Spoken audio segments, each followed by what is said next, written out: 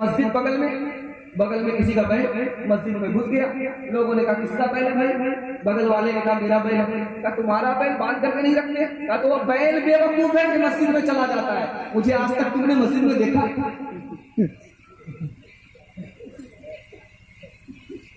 صلاتے بے وضو سے رو رہی ہے اس طرف مسجد، صلاتے بے وضو سے رو رہی ہے اس طرف مسجد، ادھر قرآن بے رغبت سے دل مذہب کا سیمارا۔ تین پیغام آپ کے سامنے آ رہے ہیں، بڑی بیداری کا ماحول میں آپ سن رہے ہیں۔ مجھے امید ہے کہ آپ نے آدھے جلسے کو نکال دیا ہے، صرف آدھا جلسہ باقی رہ گیا۔ یہاں سے لے کر کے وہاں تک ساتھ دینے کا وعدہ کیجیے انشاءاللہ، بول کر کے ہاتھ اٹھائیے انشاءاللہ انشاءاللہ۔ میں یہاں سے تین وجہ بتانے کے لیے جا رہا ہوں۔ مسلمان ناکام کیوں ہے؟ دنیا سے دل لگانے کی وجہ سے۔ مسلمان ناکام کیوں ہے؟ دنیا سے دل لگانے کی وجہ سے۔ دین کو برباد کیا ہے، دنیا کما رہا ہے، اس لیے مسلمان ناکام ہے۔ اس پیغام کو بہت دھیان سے سنیے، یہ جلسہ قبول ہو جائے گا۔ اگر آپ نے اس کی حفاظت کر لی، یہ جلسہ قبول ہو جائے گا۔ اللہ کے رسول فرماتے ہیں اللہ کی نگاہ میں یہ دنیا مچھر کے برابر بھی نہیں، مکھی کے برابر بھی نہیں، مکھی اور مچھر کے برابر یہ دنیا نہیں ہے۔ بہت دھیان سے سنیے، مچھر اور مکھی کے برابر یہ دنیا نہیں ہے۔ اگر مکھی کے برابر یہ دنیا ہوتی تو اللہ دشمن کو ایک گھونٹ پانی نہیں دیتا۔ مچھر کے برابر بھی نہیں ہے، مکھی کے برابر بھی یہ دنیا نہیں ہے۔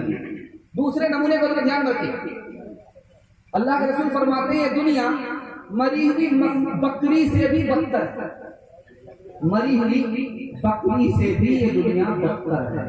بکری مردار ہے، اس کو مسلمان کھا نہیں سکتا، مری ہوئی بکری سے بھی بدتر ہے۔ تیسری مثال کو یاد رکھیے، سمندر میں کسی نے انگلی ڈالی، انگلی میں جتنا پانی آیا بس یہی دنیا ہے، سمندر تو دین ہے، دنیا کی بس یہ ہے۔ چوتھی مثال یاد رکھیے، اللہ کے رسول نے فرمایا دنیا کو اپنا وطن مت سمجھنا، یہ مسافر خانہ ہے، تم اس دنیا میں مسافر ہو، مسافر سے بھی بڑھ کر کے راستہ گزرنے والے ہو، تمہاری منزل آخرت ہے، جنت ہے دنیا۔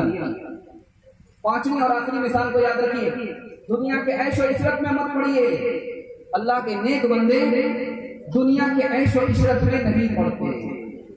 میں آپ سے پوچھنا چاہتا ہوں، آپ کو بھوک لگی ہے، باسی روٹی رکھ دی جائے، ساگ رکھ دیا جائے تو آپ کھائیں گے کہ نہیں کھائیں گے؟ مزے لے کر کے کھائیں گے اور ایسا لگے گا کہ جیسے بریانی کھا۔ آپ کے پیٹ میں بھوک نہیں ہے اور آپ کے سامنے بریانی رکھ دی جائے، آپ کھائیں گے؟ آپ کے سامنے یہ ساگ سے بھی بدتر ہے۔ دنیا میں اچھا کھانا جائز ہے، اچھا کھانا کھانے پر ثواب نہیں ملتا اور باسی روٹی کھانے پر گناہ نہیں ہوتا، یہ بھی برابر وہ بھی۔ آخری مثال دینے کے لیے جا رہا ہوں، حضرت عمر رضی اللہ تعالیٰ عنہ نبی صلی اللہ علیہ وسلم کے سامنے ہیں، چٹائی پر نبی صلی اللہ علیہ وسلم سو رہے ہیں، مارے افسوس کے سر پر ہاتھ رکھ لیا، دونوں جہاں کے سردار چٹائی پر سو رہے ہیں۔ اللہ کے رسول نے کہا کہ اے عمر، کس سوچ میں ڈوبے ہوئے ہو؟ کیا تم یہ پسند نہیں کرتے یہ دنیا ان لوگوں کے لیے، وہ دنیا ہمارے؟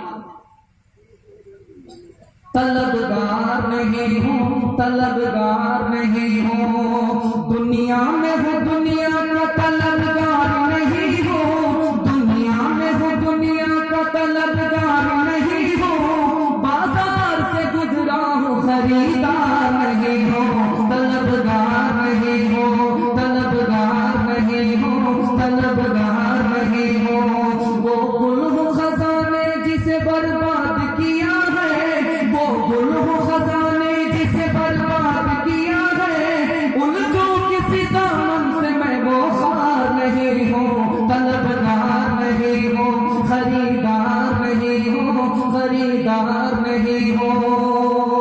بہت پیارا نمونہ ایک لائن کا میں آپ کے سامنے لے کر کے جا رہا ہوں. ایک آدمی بھیانک خواب دیکھتا ہے, پیچھے شیر ہے, وہ بھاگ رہا ہے, بھاگ کر کے جان بچانا چاہتا ہے. آگے کنواں ہے, کنویں میں جب جھانکتا ہے تو وہاں پر دیکھتا ہے کہ سانپ بیٹھا ہوا ہے. دونوں سے جان بچانے کے لیے درخت پر چڑھ گیا. اس کو کالے رنگ کا چوہا کاٹنے لگا, سفید رنگ کا چوہا کاٹنے لگا. اس کو شہد ملا, وہ چاٹنے لگا. اس درمیان میں وہ غافل ہو گیا کہ مجھے شیر کا سامنا ہے, مجھے سانپ کا سامنا ہے. لوگوں, تمہاری دنیا کتنی ہے؟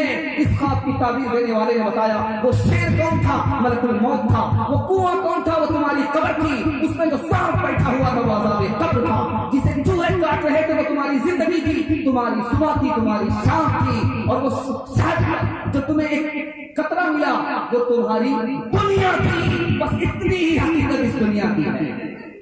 چلا تو اسے پھونک ڈالو یہ دنیا, میرے سامنے سے ہٹا لو یہ دنیا.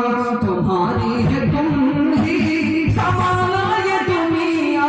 یہ دنیا اگر مل بھی جائے تو کیا ہے, یہ محلوں یہ کرو.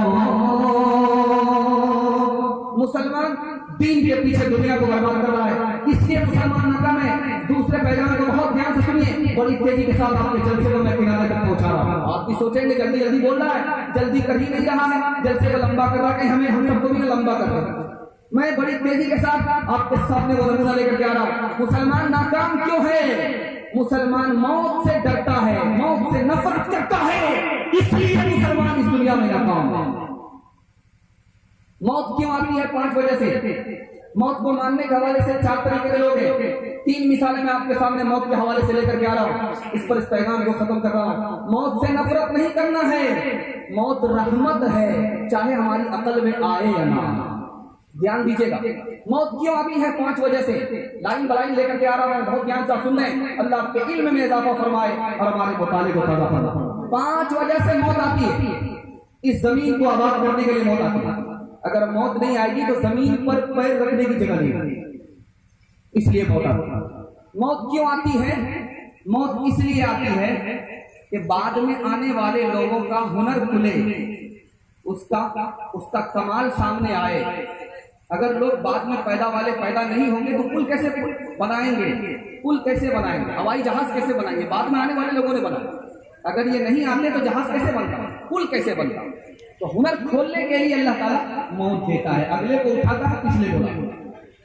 دوسری وجہ, تیسری وجہ, 100 سال کے بعد دنیا بدل جاتی ہے.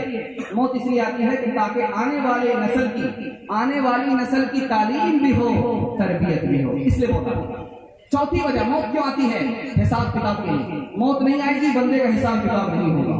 موت اس لیے آتی ہے کہ حساب کتاب ہے. تمہارا رب کون ہے, تمہارے نبی کون ہے, تمہارا حساب کتاب کے لیے موت آتی ہے. آخری وجہ بتانے کے لیے جا رہا ہوں, موت کیوں آتی ہے؟ موت کے بعد خدا کے بندے کی خدا سے ملاقات ہوتی ہے. موت اس لیے آتی ہے تاکہ خدا کے بندے کی خدا سے ملاقات ہو. موت کے ماننے کے حوالے سے 4 طریقے کے مسلمان ہیں. ایک مسلمان موت کو بھوت سمجھتا ہے, اس کے سائے سے بھی ڈرتا ہے. یہ مسلمان خود بہت بڑا منحوس ہے, الو کا پٹھا ہے, بھینس کا انڈا ہے, کیلے کا چھلکا ہے. موت کو بھوت سمجھتا ہے, یہ پہلا مسلمان. دوسرا مسلمان موت سے نفرت نہیں کرتا لیکن موت سے گھبراتا ہے. کیوں؟ توبہ پکی نہیں ہے, تیاری مکمل نہیں ہے, اس لیے گھبرا رہا. تیسرا آدمی توبہ بھی مکمل ہے, تیاری بھی مکمل ہے, موت کو سے محبت کرتا ہے, نفرت نہیں کرتا. یہ وہ بندہ ہے جو اللہ کی پہچان رکھنے والا بندہ. چوتھا بندہ جو موت سے بھی محبت نہیں کرتا اور زندگی سے بھی محبت نہیں کرتا بلکہ اللہ کی ملاقات سے محبت کرتا ہے, یہ سب سے اونچا مسلمان ہے. اللہ ان لوگوں کی صف میں ہمیں شامل فرمائے. 3 مثالیں میں دینے کے لیے جا رہا ہوں موت کے حوالے سے. ملکہ زبق اول بہت بڑی رانی تھی, ڈاکٹر نے کینسر لکھ دیا. اس نے ڈاکٹر کو آفر کیا, اگر کوئی ڈاکٹر مجھے 1 منٹ کے لیے زندہ رکھے گا 1 لاکھ روپیہ دوں گا. 1 لاکھ, 1 منٹ زندہ رکھے 1 لاکھ روپیہ. ڈاکٹر نے کینسر بتایا لیکن اس نے آفر کیا کوئی مجھے 1 منٹ کے لیے زندہ رکھے گا میں 1 لاکھ روپیہ دوں گی. سارے ڈاکٹر مل گئے, 1 منٹ تو دور کی بات 1 سیکنڈ بھی نہیں دے سکے اور دنیا چھوڑ دی. دوسری مثال میں آپ کے سامنے لے کر کے آ رہا ہوں. نوشیر اما بادشاہ کے سامنے اس کا نوکر آیا, اس نے کہا تمہارا دشمن ختم ہو گیا. اس کو اللہ نے اٹھا لیا, مٹھائی بانٹو. کہا کون سی خبر لے کر کے آئے ہو؟ کیا تم نے سنا ہے کہ خدا مجھے چھوڑ دیا؟ تیسری مثال میں آپ کے سامنے لے کر کے آ رہا ہوں. ایک باپ نے اپنی بیٹی کو جہیز میں سارا سامان دیا. کچھ دنوں کے بعد پتا چلا کہ بیٹی کا انتقال ہو گیا. اکلوتی بیٹی ہے, باپ نے سارا سامان دیا, بیٹی کا انتقال ہو گیا. جب جنازے پر باپ کھڑا ہوا تو بیٹی سے کہنے لگا کہ میری پیاری بیٹی, میں نے تمہیں سب کچھ دیا, ایک چیز دینا بھول گیا, تمہیں کفن دینا. پہنچا قبر اس